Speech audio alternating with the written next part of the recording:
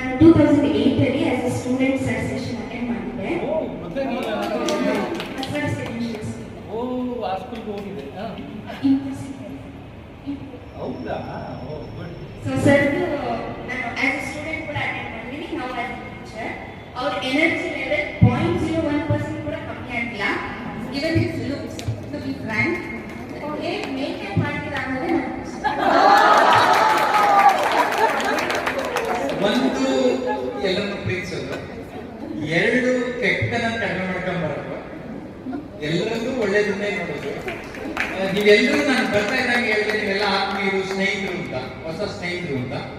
So ಹಾಗಾಗಿ ನನಗೆ ಖುಷಿ ಆಯಿತು. ಜೊತೆಗೆ ನನ್ನ ಮಗಳು ಸೀನಿಯರ್ ಬೇರೆ ಇದೆ. ಸೊ ಹಾಗಾಗಿ ಅಲ್ಲಿ HM ಇನ್ನೊಂದ್ಸರಿ ಬರಬೇಕು, ಮಾತಾಡಬೇಕು ಅಂತ ಇದ್ರು, ನೆನ್ಪಿಟ್ಕೊಂಡಾರೆ. ಮತ್ತೆ ಅವ್ರು ಹೇಳ್ತಾ ಇರೋದು ಎನರ್ಜಿ ಲೆವೆಲ್ ಲುಕ್ಸು ಸೇಮ್ ಇದೆ ಅಂತ. ಆಮೇಲೆ ಒಂದು 8 ವರ್ಷ 16 ವರ್ಷದಿಂದ ಹೇಗಿದ್ದೀನೋ ಹಾಗೆ ಇದ್ದೀನಿ ಅಂದ್ರೆ ನನ್ನ ಗೊತ್ತು ಎಂತೂಸಿಯಾಸಮ್ ಜೀವನಾಂಶ.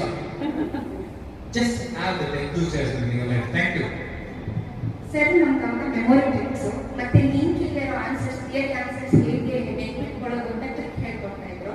ಅವಾಗ ನಮ್ಗೆ ಆನ್ಲೈನ್ ಎಲ್ಲ ಇಷ್ಟು ಇರಲಿಲ್ಲ. ಅದನ್ನ ಈಗಲೂ ಕೂಡ ನಮ್ಮ ಸ್ಟೂಡೆಂಟ್ಸ್ ನಾನು ಹೇಳ್ಕೊಡ್ತೀನಿ sir, especially for formulas. Good very good. ನಾನು 2 ಕ್ವಶನ್ಸ್ ಇದೆ. ಯಾಕಂದ್ರೆ ನಾನು ಆಲ್ರೆಡಿ ಓದಿದ್ದೀನಿ. ಒಂದು ಕೀವರ್ಡ್ ಬಗ್ಗೆ, ಯಾಕಂದ್ರೆ ನಾನು ಓದಿದ್ದೀನಿ ಸ್ವಲ್ಪ. ಒಂದು ಕೀವರ್ಡ್ ಮತ್ತೆ ಸೆಲ್ಫ್ ಮೋಟಿವೇಶನ್ ಬಗ್ಗೆ ಸರ್.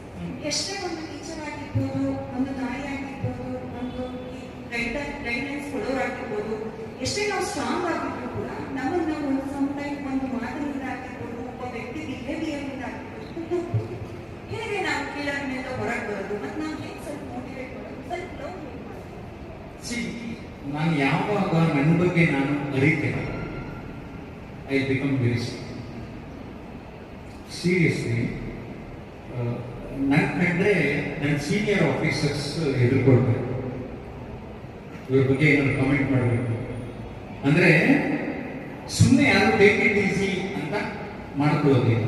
ಸಂದರ್ಭ ಬರ್ತದೆ, ಯಾವ್ಯಾವ ಸಂದರ್ಭ, ಆ ಸಂದರ್ಭಕ್ಕೆ ಕ್ರಿಯೆ ಮತ್ತು ಪ್ರತಿಕ್ರಿಯೆ. ನಾನು ಪ್ರತಿಕ್ರಿಯೆ ಮಾಡಬೇಡಿ, ಪ್ರತಿಸ್ಪಂದನೆ ಮಾಡಿ ಅಂತ ಹೇಳ್ತೇನೆ. Don't react, to respond. So ನಾವೇನಾಗ್ತದೆ ಕೂಗುತ್ತೇವೆ. ಬಟ್ ಎಂಥದ್ದು ಸಂದರ್ಭ ಬಂತು, ಆ ಸಂದರ್ಭದಲ್ಲಿ ನಿಮ್ಮ ಆತ್ಮವಿಶ್ವಾಸವನ್ನ ಕಡಿಮೆ ಡೌನ್ ಮಾಡ್ಕೊಳ್ಳೋದು ಬೇಡ. ನಾನು ಸೋಲುಗಳಿಗೆ ಇಂಜಿನಿಯರಿಂಗ್ ಪುಸ್ತಕ ಬರೀಬೇಕಾದ್ರೆ ನಾನು ಆ ರೀತಿಯ ಡೌನ್ ಇರುವ ಸಂದರ್ಭದಲ್ಲಿ ಕೆಟ್ಟೋದು